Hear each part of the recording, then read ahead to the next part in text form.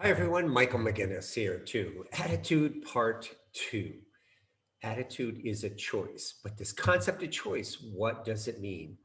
I really want to zoom in on the infographic related to this blog post because it talks about how we can begin to get in control. Right? Think about it at work environment. There's that person or people that we know that just sometimes the thought of them gets us in a bad mood. A conversation or a discussion with them gets us irate, upset, nervous, frustrated, whatever the case may be. Well, and that happens over and over again, and it may very well be well deserved, right? And that's the initial way we can look at it. But if we just continue to look at that, that is really characteristic of the victim status. It's always because of somebody else. The power comes from recognizing that we have a choice. So let's break down this scenario and the infographic in terms of the steps I suggested. Number one, just the acceptance that we realize that we are prone to react. Powerful realization. It begins to separate us from being on the victim path through our life, is just that realization. And with that realization comes from a willingness to be more proactive. We're going to step back from it this time. We're going to look to try to gain control over how we react to the situation by making a better choice. Great step two. Now we've got a framework for what we can do to break us out of this victim mindset and put us back in charge. Third thing is reflection upon what happened.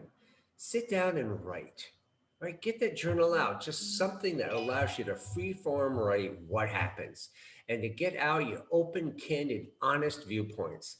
I hate it when Mark approaches to me. He makes me upset and expand on it. Why is that? What makes it upset? What is it that you don't like?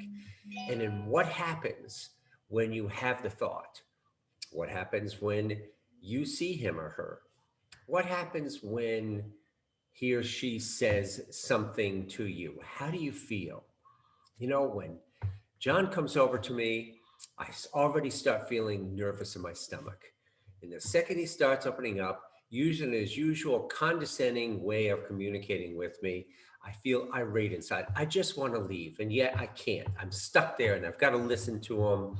But dog, I hate it, and I can tell I'm feeling irate, sick to my stomach, and frustrated. Perfect. That's what you want to acknowledge. That's the kind of reaction that's there. So hey, this person may indeed be an idiot, right? They may be doing stuff that's really condescending to you. However, you can be a better person, choose the better road by understanding your choice. So let's connect the dots. Right here is when John approaches me, I already feel nervous and upset. When he talks to me in this condescending way, I feel belittled. I feel angry and upset. Perfect. Now you're making the connection. There's his behavior, your reaction, and then your behavior. What do you do? Do you get upset? Do you bite your tongue? Do you take it out after the meeting? Do you hold in your anger?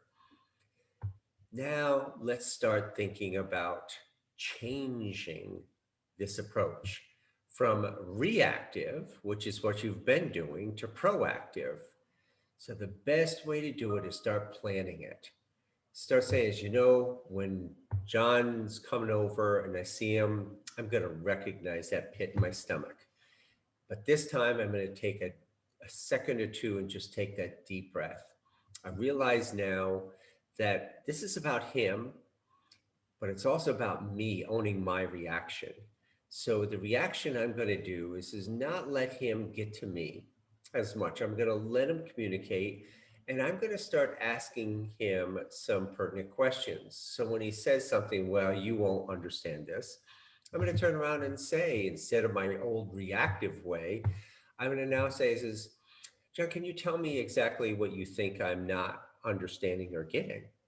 And say it in a nice, calm way and carrying that over. All right, that's my plan. Take that deep breath. So to have this plan and set. Well, as we do that, maybe first time out, second time out, third time out there, still gets to us, right? Well, that's what's going to happen for a while. Chances are we're not going to be perfect the first time out.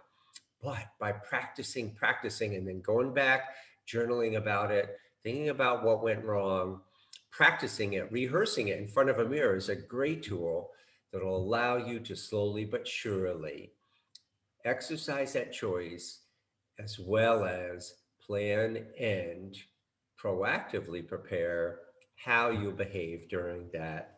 And then you'll get it. Select the first pieces, even if a majority of them went wrong, identify the piece that went right, build on it, accept that, focus it. That's how change occurs. That's how you begin to develop this great attitude is I can do it. That's what attitude is. I can do this. And this is the structure of which you begin overcoming some of these difficult moments. Hey, you can do it. I know you can. Now, follow those steps and practice, practice, practice. You got it.